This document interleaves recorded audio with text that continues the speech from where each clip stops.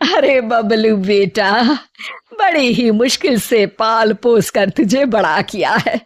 तू जानता है, एक बार घर में दूध सिर्फ एक गिलास ही बचा था। फिर माँ, फिर क्या हुआ? बेटा, चाय पीने का मन था, लेकिन मैंने ना पूरा ग्लास का दूध तुझे पिला दिया। बेटा, खुद 2 साड़ी में पूरा जीवन काट दिया, लेकिन तुझे ब्रांडेड कपड़े ही पहनाए। हाँ माँ, लेकिन तेरे पास तो कई साड़ियां हैं। अभी 2 दिन पहले ही तो तू सव्यसाची की साड़ी लेकर आई है ना। डुप्लीकेट है बेटा, डुप्लीकेट। केवल 80,000 की। मैं दुखारी औरत कहाँ ओरिजिनल सव्यसाची पहन सकती हूँ। बबलू इमोशनल होकर, हाँ माँ, मैं जानता हूँ तूने मेरे लिए बड़े समझौते किए हैं। मैं हमेशा तेरा ख्याल रखूंगा। ये बोलकर बबलू वहां से चला जाता है। वहीं पास के गांव में रश्मि रहा करती थी। रश्मि एक बहुत ही व्यवहार कुशल लड़की थी। ये देख माँ, मैंने ये चादर सिली है और इसमें कढ़ाई की है। ये मैं अपनी होने वाली सास के कमरे में बिछाऊंगी। हाँ बेटा, जरूर। माँ, मेरी शादी जिस भी घर में होगी ना, मैं उस घर को स्वर्ग बना दूंगी। तभी रश्मि का भाई वहां आ जाता है। हाँ, और वहां रहने वालों को स्वर्गवासी। अरे चुप रह, सारा दिन काम काम काम। तुझे फिक्र भी है, तेरी बहन बड़ी हो गई है, उसके लिए कोई लड़का भी देख। अरे वही तो बताने आया हूँ माँ। भाई बबलू की बात माँ से करता है और फिर रश्मि की शादी बबलू से हो जाती है। रश्मि शादी के बाद, माँ जी, मैं आपके पैर में तेल लगा देती हूँ, सारा दिन आप थक जाती होंगी ना। ये बोलकर वो सास के पैर में तेल लगाती है।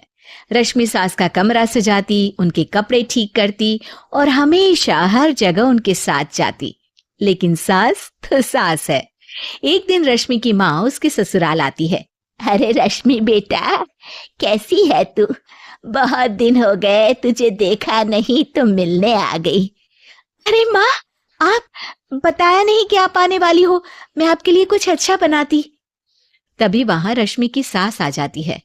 अरे बेटी के घर का तो पानी भी नहीं पिया जाता रश्मि बहू।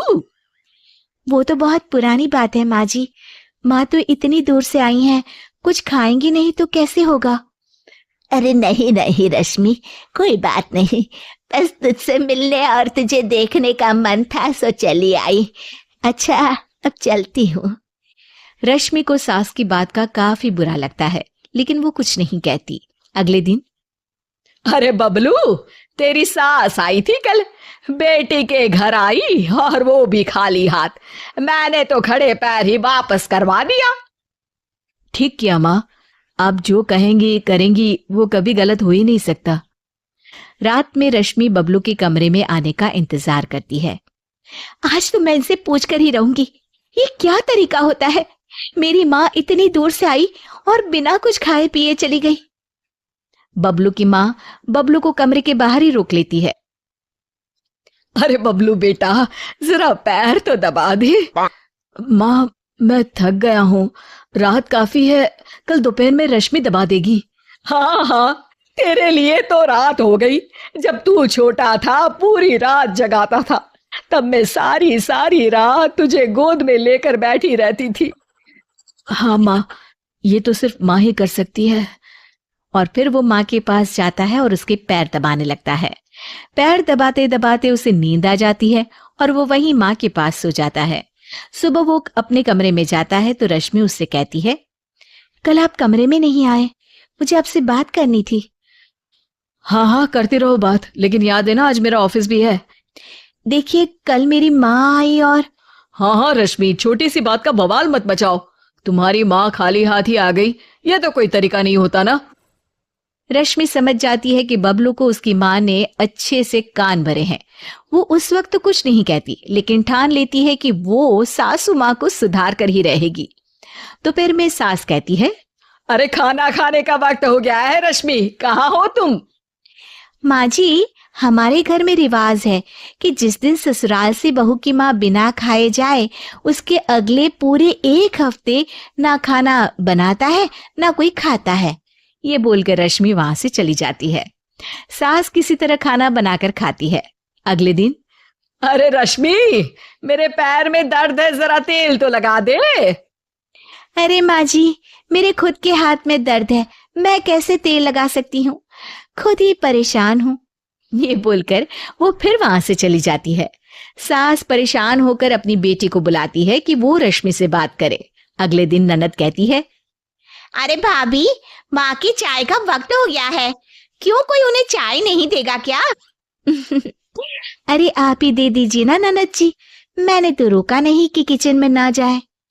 ननद जाकर सारी बात बबलू को बताती है। अरे रश्मि, तुम्हें क्या हो गया है? क्या तुम भूल गई कि ससुराल में कैसे रहा जाता है? नहीं जी, बिल्कुल नहीं भूली मैं, लेकिन जहां मैं बेटी बनकर रह रही हूँ, हर किसी का ख्याल रख रही हूँ, वहीं मैं अपनी माँ की बेइज्जती भी बर्दाश्त नहीं कर सकती। हाँ माँ, भाभी तो सही कह रही है, इज्जत लेने के लिए सबकी इज्जत भी करनी जरूरी है। अगर मेरे ससुराल से मैं तुम्हें ऐसे भगा देती तो। अब समझ गई, माफ कर दो मुझे। रश्मि ने बहुत अच्छे से घर को चलाया, अपना समझ कर रही, और इतना ही नहीं, बबलू से ज्यादा ख्याल भी रखा। लेकिन मेरा भी फर्ज था कि मैं उसकी भावनाओं को समझती। मुझे माफ कर दे बहू।